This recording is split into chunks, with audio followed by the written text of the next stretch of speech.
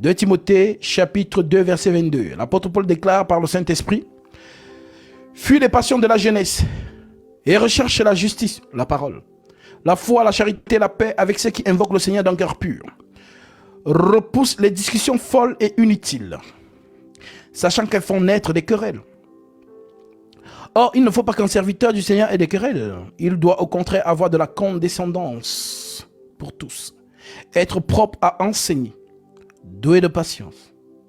Il doit redresser avec douceur les adversaires, dans l'espérance que Dieu leur donnera la repentance pour arriver à la connaissance de la vérité, et que revenus à leur bon sens, ils se dégageront des pièges du diable qui s'est emparé d'eux pour leur soumettre à sa volonté.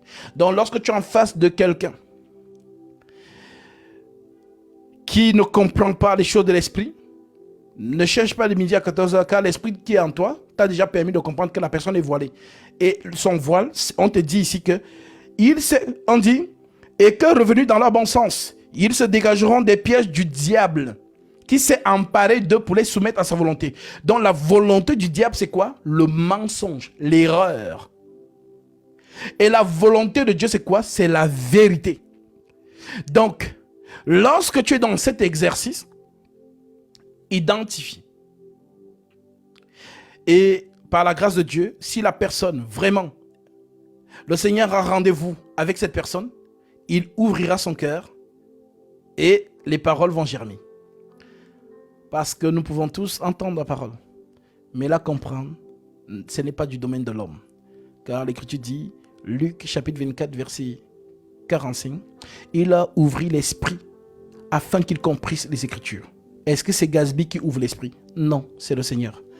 Il leur ouvrit l'esprit afin qu'ils comprissent les Écritures. Si le Seigneur n'ouvre pas l'esprit de la personne qui est en face de toi, vous pouvez être là pendant 2 ans. Même si tu expliques comment, ça ne va pas pénétrer. Alors, ça t'amène à comprendre Actes chapitre 16, versets 13 à 15. Cette sœur qu'on appelait Lydie, on dit, l'une d'elles, nommée Lydie, marchande de pourpre de la ville de Thyatire, était une femme qui craignait Dieu. Le Seigneur lui ouvrit le cœur afin qu'elle comprisse, afin qu'elle fût attentive à ce que disait Paul. Et elle a pris son baptême. Donc les paroles qui sortent de Paul ont pénétré son esprit. Par qui? Jésus. Car l'Écriture précise, le Seigneur lui ouvrit le cœur. Alléluia. Donc ici, il n'y a pas de bataille humaine de montrer qui connaît, qui ne connaît pas. Non. Moi, je suis la lumière. Je ne m'improvise pas. Je ne négocie pas. Je suis la lumière. Et comme je suis la lumière, celui qui monte en face de moi, je dois brandir la lumière. Les gens vont appeler ça orgueil. Mais, comme Jésus pouvait dire aux pharisiens, je sais d'où je suis venu. Et je sais où je vais. Vous ne savez pas d'où vous êtes venu et vous ne savez pas où vous allez.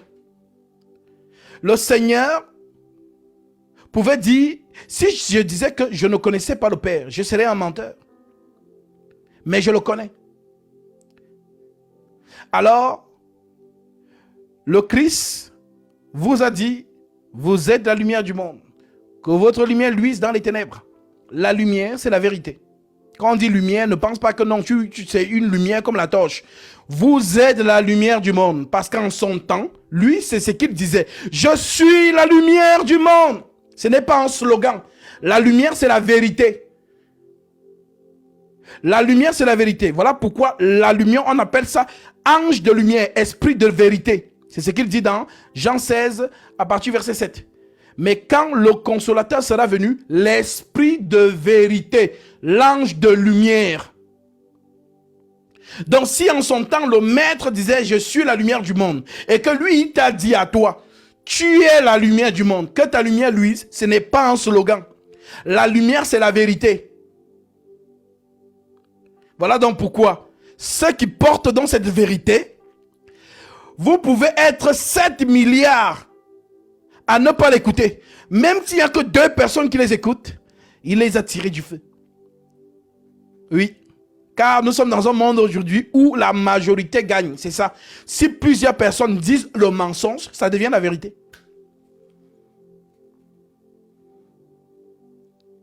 Mais celui qui a la vérité reste fidèle. Voilà pourquoi les prophètes pouvaient dire: qui a cru à notre prédication? Qui a reconnu le bras de l'Éternel? Oui. Car la parole qui vient de l'Éternel est pour les enfants d'éternité. C'est pour les êtres de lumière. Ce n'est pas pour le commun mortel. Voilà pourquoi il peut dire dans 2 Timothée 2,19, néanmoins, le solide fondement de Dieu reste debout, avec ses paroles qui lui servent de sceau. Le Seigneur connaît ceux qui lui appartiennent. Et quiconque prononce au nom du Seigneur, qu'il s'éloigne de l'iniquité. Le Seigneur connaît ses enfants. On ne force pas. Je connais mes brebis.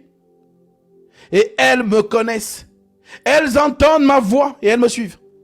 On ne force pas. Est-ce que l'énec éthiopien a forcé? Entre toi et moi, il a forcé. Est-ce qu'il connaissait Philippe? Non. Mais le Seigneur prend Philippe, l'amène vers l'énec éthiopien. Celui-ci croit, il reçoit son baptême. Est-ce que Corneille a forcé? Non. Le Seigneur entre chez lui. Il lui dit, va appeler Pierre.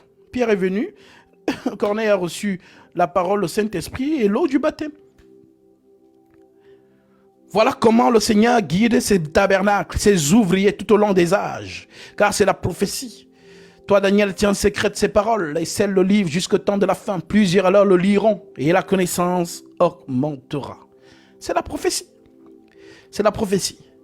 Alors, vraiment, j'insiste dessus. Vous qui ne lisez pas les épîtres apostoliques, le fondement sur lequel vous êtes édifiés, c'est ce qui est étonnant d'ailleurs. On vous lisez comme, parce que la parole est devenue pour certains un slogan. Vous avez été édifiés, donc plantés sur le fondement des enseignes, des prophètes et des apôtres. Des apôtres et des prophètes. Jésus-Christ lui-même étant la pierre angulaire. Maintenant, vous laissez le fondement pour suivre des hommes de 2024. Vous faites ça comment? Pourtant, l'apôtre Paul avant moi vous a dit, 1 Corinthiens chapitre 15, 1 à 2, je vous rappelle, frères, l'évangile que je vous ai annoncé, que vous avez reçu, dans lequel vous avez persévéré et par lequel vous êtes sauvés, si vous le retenez tel que je vous l'ai annoncé. Autrement, vous aurez cru en vain.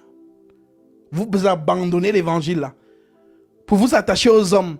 Non, mon père spirituel, c'est Marcelo Tounassi. Non, moi, c'est Mohamed Sanogo. Non, moi, c'est tel. Oh, moi, c'est Kanguka. Moi, c'est. Ok. Large est la porte. Spacieux le chemin qui mène à la perdition. Il y en a beaucoup qui entrent par là. Mais étroite est la porte. Resserrez le chemin qui mène à la vie. Il y en a peu qui le trouvent. Est-ce que tu fais partie de ces peu? As-tu trouvé la porte qui mène au Christ? Car la porte, c'est un homme. Comme lui-même était la porte. Il le dit. Je suis la porte des brebis. Celui qui entre par moi trouvera des verts pâturages. Je suis le chemin. Alors oui, cette parabole, large est la porte, spacieux le chemin qui mène à la perdition. Il y en a beaucoup qui entrent par là. Toi, tu ne comprends pas? Tu penses vraiment qu'on parle d'une grosse porte ou un gros chemin? Non, on te parle des hommes que la masse suive. On te parle aussi des hommes que le Christ a envoyés tout au long des âges, qui ont été des portes, qui ont été des chemins pour vous amener au Christ. Mais est-ce que vous les avez reconnus? De la manière dont Jean-Baptiste était venu, on l'a négligé.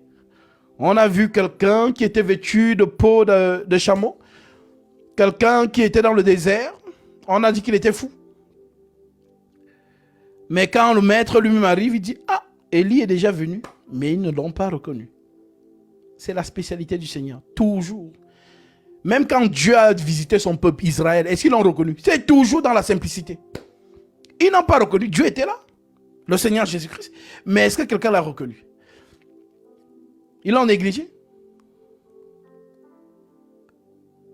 Alors que pourtant, sur leurs yeux était le mystère de la piété. L'apôtre Paul vous prêche cela.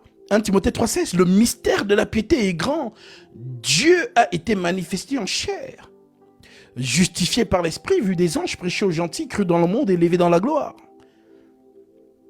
Alors oui, c'est la spécialité du Père. Il envoie ces tabernacles. Mais est-ce qu'on les reconnaît?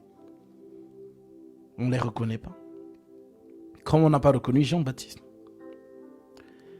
Jésus a dit, Élie est déjà venu, ils ne l'ont pas reconnu. Car Gabriel l'avait dit, il marchera devant le Seigneur avec l'esprit et la puissance d'Élie. L'esprit de la prophétie. Qui a cru à notre prédication? Je ne vois pas ton nom, mais je vois le message qui accompagne ton offrande. J'étais autrefois dans les ténèbres et tu m'as amené à ta lumière. Que le Seigneur soit glorifié, mon frère ou ma sœur qui est derrière cette offrande. Alors, conformément à la parole du Maître, Galates 6 à 7, que celui à qui l'on enseigne la parole fasse part de tous ses biens, celui qui l'enseigne. Ne vous y trompez pas, on ne se moque pas de Dieu, ce qu'on aura semé, il le moissonnera aussi. Corrélé à Matthieu 10, le Seigneur déclare l'ouvrier mérite sa nourriture. En entrant dans la maison, saluez-la. Si la maison en est digne, que votre Père vienne sur elle. Si la maison n'en est pas digne, que votre Père retourne avec vous. Tu en es digne, car ce que tu as donné, je vais manger. Comme les 3 hommes ont mangé chez Abraham, et la bénédiction est entrée dans sa demeure. Alors que par cette offrande, le Seigneur t'accorde ce que ton cœur désire. Lui qui connaît tes prières et tes doléances, et qui déverse en toi ses dons spirituels. Au nom de Jésus-Christ, ma sœur ou mon frère qui est derrière cette offrande, sois abondamment béni. Shalom. Alors, je lis cette écriture des prophètes.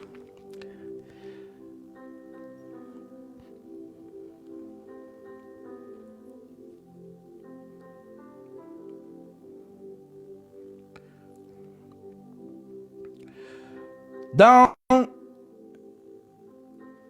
Ésaïe 53, verset 1, l'écriture dit, s'exclame le prophète Ésaïe, qui a cru à ce qui nous était annoncé?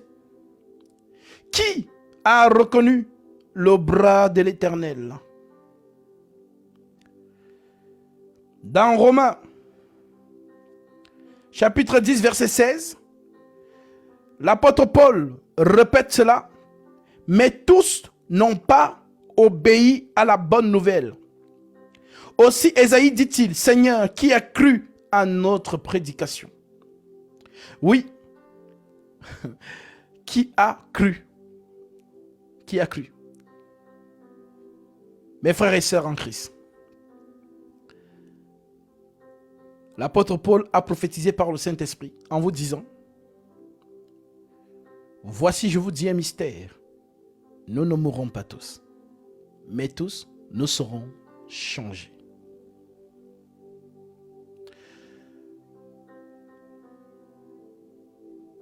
La plupart des personnes pensent que les 8 milliards d'habitants sur cette terre, ce sont eux, la majorité de l'Église. Non. Tout au long des âges, le Père a prélevé ses enfants. Chaque génération, il en a pris. La majorité du corps du Christ dort. Comme Paul, à son tour, pouvait s'exclamer. Parce que lorsqu'il donne cette prophétie, il se met dedans. Mais il n'est plus. Mais il s'exclame ce jour-là en disant, j'ai combattu le bon combat. J'ai achevé ma course. J'ai gardé la foi. Maintenant, la couronne de justice m'est réservée. Le Seigneur me la donnera en ce jour-là. Alors, il y a une partie de l'Église qui ne connaîtra pas la mort physique. Et cette partie, ils sont très peu.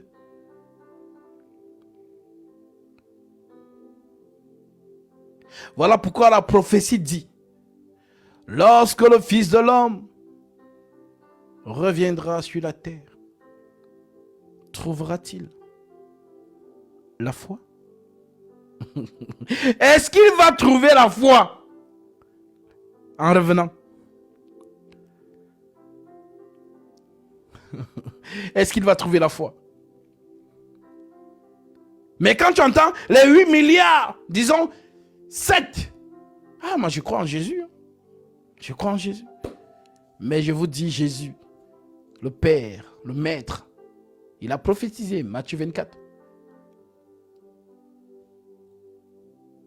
Et le jour de la fin, qu'est-ce qu'il nous a dit?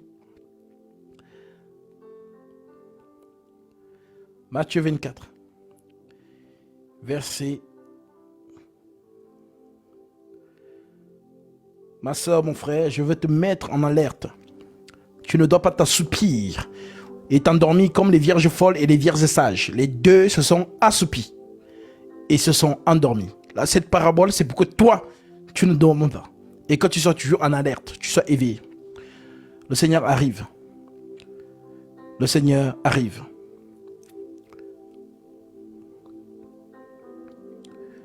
Pour ce qui est du jour et de l'heure, personne ne le sait. Ni les anges des cieux, ni le Fils, mais le Père seul. Ce qui arriva du temps de Noé, c'est lui qui prophétise, hein? C'est pas Gatsby, ni Paul, ni je ne sais pas qui, c'est lui-même. Ce qui arriva du temps de Noé, vous savez, il avait prophétisé sur Jonas, non? Comme Jonas a fait 3 jours et 3 nuits dans le vent du poisson, ainsi le Fils de l'homme fera 3 jours et 3 nuits. Est-ce qu'il a fait 3 jours et 3 nuits? Il l'a fait. Donc lui, quand il prophétise là, ça arrive. Maintenant, c'est lui aussi qui prophétise ici. Il dit, ce qui arriva du temps de Noé arrivera pareillement à l'avènement du Fils de l'homme. Car, dans les jours qui précédaient le déluge, les hommes mangeaient et buvaient. Les aigles, vous comprenez que manger et boire, c'est quoi? L'argent. Et qu'est-ce que Paul a dit à propos de l'argent? 2 Timothée 3. Sache que dans les derniers jours, il y aura des temps difficiles, car les hommes seront égoïstes, amis de l'argent. Même les amitiés aujourd'hui, c'est par argent. Vous entendez les discours sur TikTok. Ah, moi je me mélange pas avec les pauvres. Quand tu marches avec les pauvres, ils t'attirent dans la pauvreté. Mais quand tu marches avec les riches t'élèvent. Donc même dans les rapports humains, c'est devenu des rapports concernant le statut. Bien-aimés, nous sommes dans les temps de la fin. Les hommes seront égoïstes, amis de l'argent, fanfarons, blasphémateurs, rebelles, cruels. Oh, mais on a seulement fait le contrôle. La police a tiré sur lui. Vous voyez ces informations aux États-Unis, on tue les gens comme... Oh, il est parti en vacances, on l'a empoisonné. Insensible. L'esprit des temps de la fin, l'insensibilité. Les enfants qui tuent les parents, vous entendez les informations. Qu'il a découpé sa mère. Elle n'était pas d'accord avec sa mère, elle l'a poignardé dans les toilettes. Elle s'est enfermée, elle a poignardé sa mère. Vous entendez l'esprit des temps de la fin. En ce qui concerne l'argent, n'en parlons pas. Les jeunes filles avec leurs critères. Oh, si un homme n'a pas ceci, s'il n'a pas cela, vraiment, l'esprit des temps de la fin. Moi, je suis un prophète. Je vous enseigne par l'esprit de la prophétie. Les choses se passent sous vos yeux dans la vie actuelle. Mais est-ce que tes yeux sont ouverts? Car le Christ a dit, je suis venu donner le recouvrement de la vue aux aveugles. Jésus te donne les yeux pour que tu vois. Achète de moi de l'or éprouvé par le feu pour que tu deviennes riche. La richesse, c'est la parole. Et des vêtements blancs afin que tu sois vêtu et que la honte de ta nudité ne paraisse pas. Et un collier pour oindre tes yeux afin que tu vois. Un aveugle ne voit pas. Un aveugle tâtonne en marchant. Tâtonner, c'est être dans Babylone. Nous sommes dans Babylone la grande, la mère des impudiques. Et quand on est dans Babylone, on ne peut que sortir de Babylone si on voit. C'est la vue qui te fait sortir du milieu de mon peuple. Sortez du milieu de mon peuple pour ne pas participer à leur abomination. Mais tu vas sortir comment? Tu ne vois pas. Satan est déguisé en ange de lumière. Vous ne le voyez pas?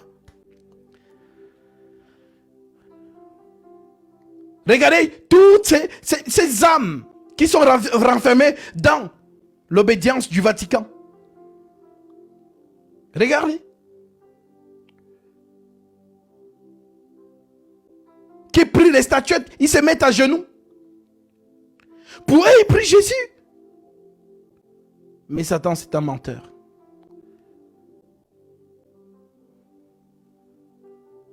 Satan, c'est un menteur.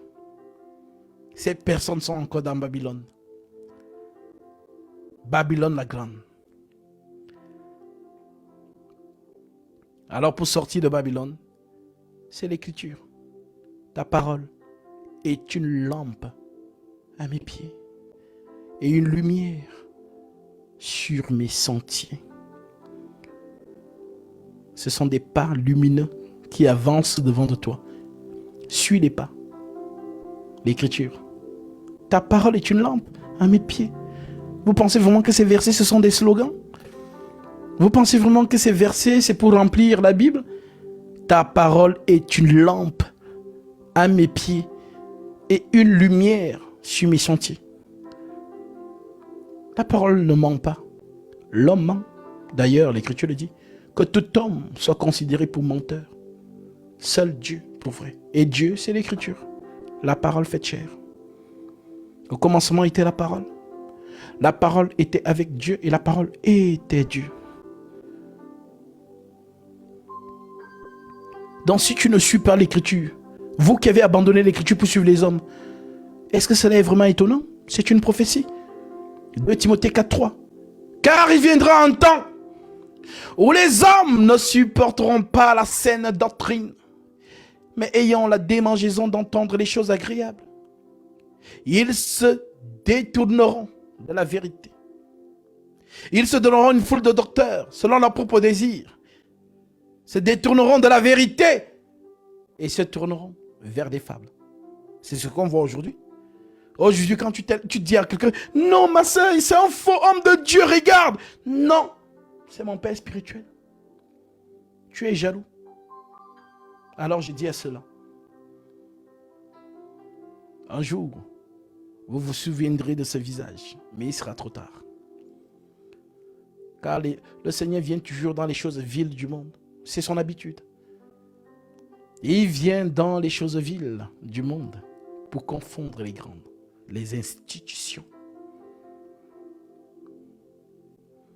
Eh oui. Qui était plus crédible, Jean-Baptiste ou les pharisiens? Habillés avec leurs longues franges. Jésus a rendu témoignage de leur habillement. Malheur à vous, pharisiens hypocrites. Vous aimez vous habiller de longues franges et avoir les premières places dans les fêtes et les festins. Donc tu vois, on te montre Jean-Baptiste. Si tu avais une photo, s'il y avait un iPhone en ce temps-là, on te montre la photo de Jean-Baptiste, on te montre la photo d'un pharisien. On te dit qui est homme de Dieu. Tu vas courir vers le pharisien. Jésus a rendu témoignage de la manière de s'habiller.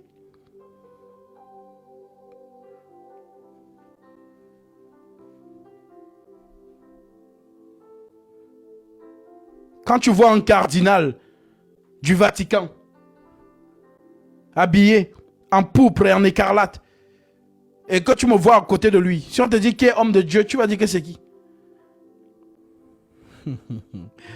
Oh, peuple de Dieu. Salomon avait raison. Il n'y a rien de nouveau sous le soleil. Ce qui a été, c'est ce qui est, et c'est ce qui sera. Alors, le Seigneur dit, justement, ce qui arriva au temps de Noé arrivera pareillement à l'avènement du Fils de l'homme. Car dans les jours qui précédaient le déluge, les hommes mangeaient et buvaient, se mariaient et mariaient leurs enfants sans se douter de rire. Alors, si j'ai l'esprit de la prophétie, c'est celui qui marche avec les signes des temps. Jésus avait dit, voilà les 2 signes qu'il avait donnés, l'argent et le mariage. Donc, quand tu vois l'engouement du mariage, tu dis, ah, tout le monde veut se marier. C'est le signe. C'est le signe.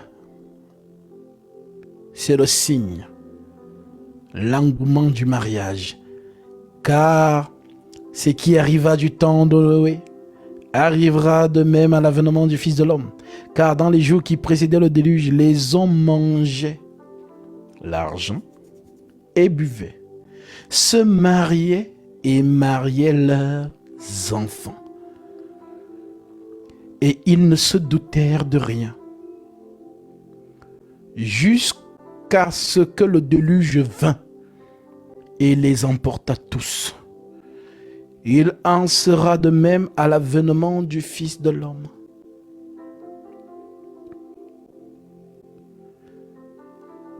Parfois, les gens disent, ah, si moi j'étais au temps de Noé, j'allais certainement écouter Noé.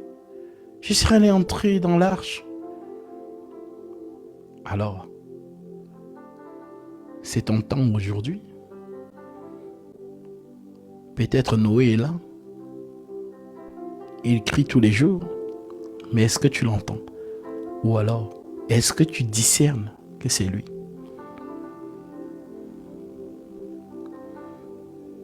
Est-ce que tu discernes? Car ceux qui voient vraiment Noé courent pour venir entrer dans l'arche.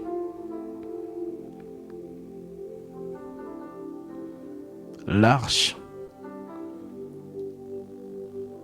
que Paul interprète aujourd'hui comme étant, dans Romains chapitre 8, il n'y a plus de condamnation pour ceux qui sont en Jésus-Christ. L'arche.